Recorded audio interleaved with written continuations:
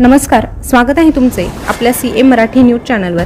आज पुन्हा एकदा एक नवीन माहिती घेऊन तुमच्यासाठी सज्ज झालो आहोत। हुशार नाहीत म्हणून वडिलांनी पाण्याच्या बादलीत बुडवून संपवलं 2 मुलांचं आयुष्य आणि स्वतःही उचललं टोकाचं पाऊल। आता हे टोकाचं पाऊल नेमकं काय उचललं आहे हे सविस्तररित्या जाणून घ्यायचंच आहे। पण तत्पूर्वी आपल्या सीएम मराठी न्यूज चॅनलवर तुम्ही पहिल्यांदा आले असाल तर चॅनलला सबस्क्राइब करा आणि शेजारचं बेल बटन प्रेस करून ठेवा। आंध्र प्रदेशामधील काकीनाडा शहरात एक धक्कादायक घटना घडली आहे। एका व्यक्तीने स्वतःच्याच मुलांची हत्या केल्याची माहिती समोर आली आहे। मुलांची हत्या केल्यानंतर स्वतःचं देखील जीवन या व्यक्तीने संपवलं आहे। सदर व्यक्तीने त्याच्या दोनही मुलांची शैक्षणिक कामगिरी खराब असल्याच्या कारणामुळे त्यांना संपवलं आणि त्यानंतर स्वतःही टोकाचं पाऊल उचललं। या घटनेमुळे काकीनाडा शहरात मोठी खळबळ उडाली आहे। पण नेमकं घडलं काय होतं हे देखील आपण सविस्तर जाणून घेऊया।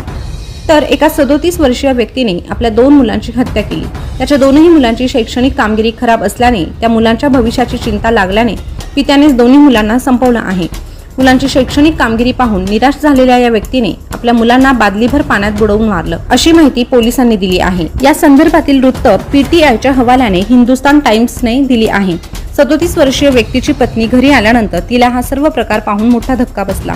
ती जेव्हा घरी आली तेव्हा तिला पहिल्यांदा बेडरूममध्ये लटकलेल्या अवस्थेत पतीचा मृतदेह आढळून आला। त्यानंतर मुलांचा शोध घेतला असता तिची दोन्ही मुले पाण्याच्या बादलीत मृत अवस्थेत आढळली।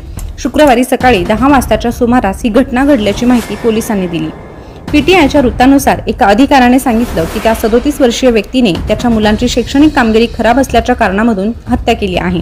त्याला भीती होती की मुलांनी अभ्यासात चांगली कामगिरी केली नाही तर सध्याच्या स्पर्धात्मक जगात मुलांना मोठा संघर्ष करावा लागेल आणि त्रास सहन करावा लागू शकतो। हा विचार मनात सातत्याने येत असल्याने त्याने अशा प्रकारचं टोकाचं पाऊल उचललं आहे। दरम्यान घटनास्थळी एक सुसाईड नोट आढळून आली आहे। त्यातील मजकूर तपासला जात असल्याचं अधिकाऱ्याने सांगितलं आहे। आता या तपासणीसाठी फॉरेन्सिक पथके तैनात करण्यात आलेली आहे आणि दुर्घटना नेमकं कोणत्या परिस्थितीत घडली याचा तपास देखील पोलीस करत आहे। तर या घटनेबाबत तुमच्या काय प्रतिक्रिया आहे कमेंटद्वारे नक्की कळवा। अशाच नवीन ताज्या घडामोडी पाहण्यासाठी आपल्या चॅनलला सबस्क्राइब करा। धन्यवाद।